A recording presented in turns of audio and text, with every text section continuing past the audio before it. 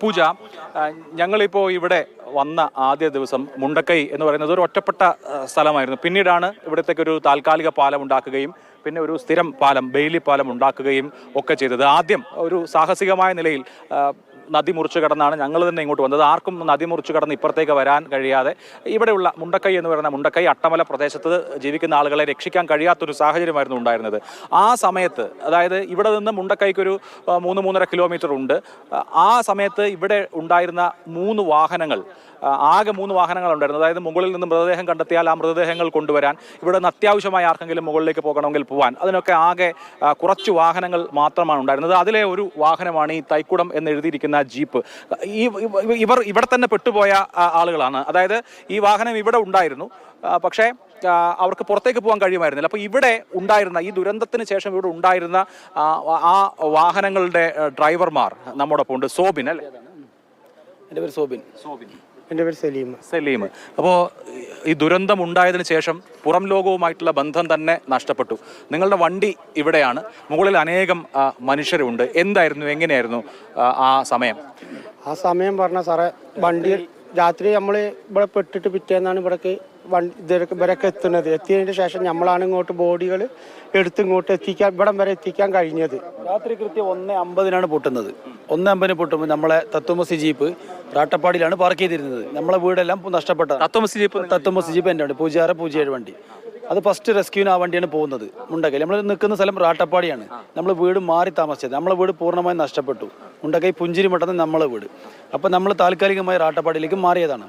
അപ്പോൾ മാറി നിൽക്കുന്ന സ്ഥലത്ത് കറക്റ്റ് 1:50 പൊട്ടുമ്പോൾ നമ്മളെ ജീപ്പിന്റെ പരിസരത്തുണ്ട് ഒരുപാട് നല്ലൊരു ശബ്ദം, കല്ലും അവിടുന്ന് ആളുകളെ എടുത്ത് വന്നത് ഈ ജീപ്പിലാണ്. ആളുകൾ ഫസ്റ്റ് എടുത്തത് റെസ്ക്യൂ ചെയ്യുന്നത് മുണ്ടക്കൈ. നമ്മൾ പൊട്ടിയ സമയം ശബ്ദത്തോട് കേട്ടിയപ്പോൾ നമ്മൾ നേരെ നമ്മളെ വീട് ലക്ഷ്യം വെച്ചിട്ടാണ് മുണ്ടക്കൈ പോയത്. പോകുന്ന സമയത്ത് മയ്യത്തുംകര എന്ന സ്ഥലമുണ്ട്, പള്ളിക്കാരുടെ ഒരു ശ്മശാനം. അവിടെ എത്തുമ്പോൾ ഒരു കുട്ടി, ഒരു ചെക്കൻ, ഒരു 20-25 വയസ്സുള്ള ചെക്കന് ഒരു ഡ്രസ്സും ഇല്ലാതെ അവിടെ നിൽക്കുന്നു. നോക്കിയാൽ പുള്ളി ചളിയിൽ കുളിച്ചിട്ട് മേലെ കയറി നിൽക്കുക, കഴിച്ചിലായതാണ്. ആ സമയത്താണ് അപ്പോൾ നമ്മൾ ചെക്കനത്ത് വണ്ടി കയറാൻ പറഞ്ഞപ്പോൾ ആ പുള്ളി കയറുന്നില്ല. ബാക്കിയുള്ള ബന്ധുക്കളും കൂടി മണ്ണിനടിയിലുണ്ട്, അവരെയും കൂടെ വലിച്ചു കയറണമെന്നാണ് ആവശ്യപ്പെട്ടത്. നമുക്ക് അങ്ങോട്ട് അടുക്കാൻ കഴിയുന്നില്ല. തൽക്കാലം ആ ചെക്കനെ കൂട്ടി നേരെ നമ്മൾ ഹോസ്പിറ്റലിലേക്ക് ആദ്യം വന്നു. ഹോസ്പിറ്റലിൽ ഇവിടെ വന്ന് നോക്കിയപ്പോൾ ഇവിടെ മരം വീണ് കിടക്കുകയാണ്. ഇവിടെ ഫുള്ള് വെള്ളം, അമ്പലം നഷ്ടപ്പെട്ടു. ടോർച്ച് അടിച്ച് നോക്കിയപ്പോൾ അമ്പലമില്ല. അപ്പോൾ ഞങ്ങൾ തിരിച്ച് നേരെ കൂടെ പോയിട്ട് ഹോസ്പിറ്റലിലേക്ക് പോയി. ഹോസ്പിറ്റലിൽ മുട്ടോളം വെള്ളമായിരുന്നു. തിരിച്ച് നേരെ മാനേജർ ബംഗ്ലാവുണ്ട്, അസിസ്റ്റന്റ് മാനേജർ ബംഗ്ലാവ്, അവിടെ നിർദ്ദേശം വെച്ചു. നമ്മൾ നേരെ അവിടെയാണ് ബാക്കിയുള്ള 250-300 പേരോളം നമ്മളവിടെ പാർപ്പിച്ചു. രാത്രി നേരം വെളുക്കുന്നത് വരെ ഞങ്ങൾ കുറച്ച് പേര് കൂടിയിട്ട് 2-3 ജീപ്പായിട്ട് നമ്മളവിടെ ആൾക്കാരെ പാർപ്പിക്കുക. ഒരു പിക്കപ്പ്, ഈ വണ്ടിയും ഒരു നമ്മളെ തത്വമസി വണ്ടിയും ഒരു പിക്കപ്പ് വാൻ ഉണ്ടായിരുന്നു. ഈ 3 വണ്ടിയാണ് റെസ്ക്യൂ ഫുള്ളായിട്ട് ചെയ്തത് ആ സമയം മുതൽ ഈ സമയം വരെ.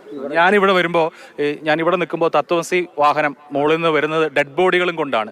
ഡെഡ് ബോഡികൾ തത്വമസി വാഹനത്തിൽ ഇവിടെ കൊണ്ടുവരുന്ന ഒരു ജീപ്പാണ്, അതിൽ കൊണ്ടുവരുന്നു. ഇവിടെ നിന്ന് ഡെഡ് ബോഡി ഇവിടെ എത്തിയതിനു ശേഷം അത് കയറിൽ കെട്ടി അപ്പുറത്തേക്ക് എത്തിക്കുകയായിരുന്നു. അത് അല്ലാതെ വേറെ ഒരു സൗകര്യം ഇവിടെ ഉണ്ടായിരുന്നില്ല. ഒരുപക്ഷെ പരിചയമുള്ള ഒരുപാട് ആളുകളെ മൃതദേഹങ്ങളായി വണ്ടിയിൽ. തീർച്ചയായിട്ടും നമ്മൾ ഉറ്റവരൊക്കെ നമ്മൾ ഈ വണ്ടിയിൽ കൊണ്ടുവന്നിട്ട് തന്നെ ഉള്ളത്. അനേകം മുണ്ടക്കൈൽ ഭാഗത്തു നിന്ന് കിട്ടുന്ന അനേകം മൃതദേഹങ്ങൾ നമ്മളെ വാഹനത്തിനാണ് ഇവിടെ കൊണ്ടുവന്ന്. ബെയിലിപ്പാലം വരുന്നതിന് മുമ്പ് റോപ്പായിട്ട് ആർമിക്കാർ റോപ്പിൽ നമ്മൾ കെട്ടി സ്ട്രെച്ചറിൽ കെട്ടിയിട്ട് നേരെ അക്കരെ കടക്കുക ചെയ്തത്. വേറൊരു മാർഗ്ഗമില്ല. ഇവിടെ ഭക്ഷണത്തിന് പോലും ഒരു മാർഗ്ഗം ഉണ്ടായിരുന്നില്ല. ഞാൻ ആ സമയത്ത് ഇവിടെ ഉണ്ടായിരുന്നു. വളരെ ദയനീയമായ അവസ്ഥയായിരുന്നു. നിങ്ങളുടെ ഏറ്റവും അടുത്ത ആളുകൾ, അല്ലെ, സ്വന്തക്കാരായിട്ടുള്ള ആളുകൾ, അവരുടെ മൃതദേഹങ്ങൾ നിങ്ങളുടെ വണ്ടിയിൽ തന്നെ ഇവിടേക്ക് കൊണ്ടുപോരേണ്ടി വരുന്ന അവസ്ഥ. കരഞ്ഞുപോയോ ഏതെങ്കിലും അവസ്ഥയായിരുന്നു സാറേ. നമ്മളൊപ്പം നടന്ന് ഡെയിലി കാണുന്ന വ്യക്തികളാണ് എല്ലാവരും. നമുക്കാരും മനസ്സിലാകാത്തൊരവസ്ഥയാണത്. ചളി കയറിയിട്ടും ഇതായിട്ടും അങ്ങനത്തെ ഒരു അവസ്ഥ തന്നെയായിരുന്നു. അതിന് നമുക്ക് നല്ലൊരു മനസ്സുപോട്ട് സങ്കടമുണ്ട്. ഇന്ധനമൊക്കെ ഉണ്ടായിരുന്നു. ഇല്ല, അന്നൊക്കെ ആവശ്യത്തിനില്ല ഇന്ധനം ഉണ്ടായിരുന്നു. ഇപ്പൊ നമുക്ക് ആവശ്യത്തിനില്ല ഇന്ധനം ഇവർ തരുന്നുണ്ട്. അതിലും ഭക്ഷണത്തിനും കാര്യത്തിനും ഇന്ധനത്തിനൊന്നും ഇപ്പൊ ഒരു കുഴപ്പങ്ങളും കാര്യങ്ങളൊന്നും ഇല്ല. അപ്പൊ എല്ലാവരും ഇങ്ങോട്ട് എത്തിപ്പെടാൻ കഴിഞ്ഞല്ലോ. അപ്പോൾ എല്ലാവരും നമുക്ക് ആ ഫാക്ടറിയിൽ നിന്നൊക്കെ ഒരുപാട് ടി എസ്റ്റേറ്റിൽ നിന്നൊക്കെ ഇന്ധനം ഞങ്ങൾക്ക് അവർ തന്നിരുന്നു. ഫാക്ടറി മാനേജ്മെന്റ് വളരെ സപ്പോർട്ടാണ് ചെയ്തത്. രാത്രി അവരെന്ത് വേണം ചെയ്തത്. ഇന്ധനം വണ്ടിയിലില്ലെങ്കിൽ ഫാക്ടറിയിൽ തരാം. രാത്രി 2 മണിക്കാണ് ഫാക്ടറി പോയിട്ട് പൊട്ടിയതിന് ശേഷം 2 മണിക്ക് റെസ്ക്യൂ വന്നതിന് ശേഷം ഒരു 3 മണി 3:15 ആകുമ്പോഴത്തേനും രണ്ടാമത്തെ പൊട്ടി. അപ്പോൾ ഇതിനവർ പറഞ്ഞു എത്ര മണി ഇന്ധനം തരാം, ജനങ്ങളെ സേഫ് ആക്കണം എന്ന് പറഞ്ഞിട്ട് മാനേജർ, അസിസ്റ്റന്റ് മാനേജർ, വെൽഫെയർ, പേരെടുത്ത് പറയാൻ കുറേ പേരുണ്ട്. അവരാണ് ഇതിന് മൊത്തം നേതൃത്വം കൊടുത്ത് രാത്രി ഇരുട്ടത്തും കൂടി ടോർച്ച് അടിച്ച്. താമസിക്കുന്നത് മുണ്ടക്കൈയാണ്. നമ്മൾ മഴ പെയ്ത സമയത്ത് രാട്ടപ്പാടിയിലേക്ക് താമസം താൽക്കാലികമായി മാറി. ഇനിയിപ്പോൾ മുണ്ടക്കൈയിലേക്ക് പോയി താമസിക്കാൻ പറ്റുമോ? നിങ്ങൾക്കൊപ്പം ഉണ്ടായിരുന്ന ആളുകളൊന്നും ഇല്ല. അവരുടെ മൃതദേഹങ്ങൾ നിങ്ങൾക്ക് തന്നെ സ്വന്തം വണ്ടിയിൽ കൊണ്ടുവരേണ്ടി വന്നു. ഇനി മുണ്ടക്കൈയിൽ താമസിക്കാൻ പറ്റുമോ? അവിടെ ഇനി വാസയോഗ്യമല്ല. അവിടെ അങ്ങനത്തെ ഒരു സ്ഥലമേ ഇല്ല, ഒരു വീടുമില്ല, ഒന്നുമില്ല. വലിയ നമ്മളൊക്കെ 2 ആളെ വലിപ്പത്തിലുള്ള പൊക്കത്തിലുള്ള പാറക്കല്ലാണ് അവിടെ കിടക്കുന്നത്. അപ്പോൾ എന്തായാലും സർക്കാർ പറഞ്ഞിട്ടുള്ളത് ഒരു പുതിയ ടൗൺഷിപ്പ് നിർമ്മിക്കും, ഈ മുണ്ടക്കൈയിൽ താമസിച്ച ആളുകളെ അങ്ങോട്ട് മാറ്റിപ്പാർപ്പിക്കും എന്നുള്ളതാണ്. നിങ്ങളുടെ ഒപ്പം ഉണ്ടായിരുന്ന കുറേ ആളുകളില്ല, എന്നാലും അങ്ങനെ ഒരു പുതിയ ജീവിതം സ്വപ്നം കാണുന്നുണ്ടോ ഇപ്പോൾ? അങ്ങനെ ഒരു ജീവിതമാണ് ഇനിയുള്ളൊരു പ്രതീക്ഷ. വേറൊരു പ്രതീക്ഷ നമുക്കില്ലല്ലോ. ഇനി അതാണ് നമ്മളെ പ്രതീക്ഷ. ഇനി സർക്കാരിൻ്റെ കയ്യിലാണ് നമ്മളെ ജീവിതം. ബാക്കി വേറെ ഒരു പ്രതീക്ഷ ഇല്ലല്ലോ നമുക്ക്. ഇനി ഒരു പുതിയതോ ഉണ്ടാക്കാനില്ല ഇതുമില്ല, ഒന്നുമില്ലാത്ത അവസ്ഥയാണ്. ഇനി സർക്കാർ എന്താ ചെയ്തു തരുന്നത് അതിലേക്ക് മുന്നോട്ട് പോവുക, അതാണ് തീരുമാനം. നമ്മളെ ബാക്കിയുള്ളവരെല്ലാവരും പോയി സാറേ. ഇനിയിപ്പോൾ എന്തപ്പോൾ പറയുക, അതാണ് നമ്മളെ അവസ്ഥ. നമുക്കിതിൽ എത്തിക്കാനും ഇവിടെ എത്തിക്കാനും ഇതിൽ പങ്കെടുക്കാനും കഴിഞ്ഞാൽ തന്നെ വലിയൊരു ഭാഗ്യമായിട്ട് തോന്നുന്നു. ഒരുപാട് ബോഡി നമുക്ക് ഇവിടെ എത്തിക്കാൻ കഴിഞ്ഞല്ലോ എന്നില്ല ഒരു സമാധാനത്തിലാണ് ഇപ്പോൾ നമ്മളില്ലത്. ഇനിയിപ്പോൾ ഒരുപാട് ആൾക്കാരെ ഇനിയും ഉണ്ട് എന്നാണ് പറയുന്നത്. ഒരുപാട് ആൾക്കാർ പറയുന്നുണ്ട്. അതൊക്കെ ഒന്ന് കണ്ടു കിട്ടാനാണ് നമ്മൾ ആഗ്രഹിക്കുന്നത്. ഒന്ന് കിട്ടണമെന്നില്ലാണ് ഇപ്പോൾ ആഗ്രഹിക്കുന്നത്. അതാണ് സ്ഥിതി സാറേ.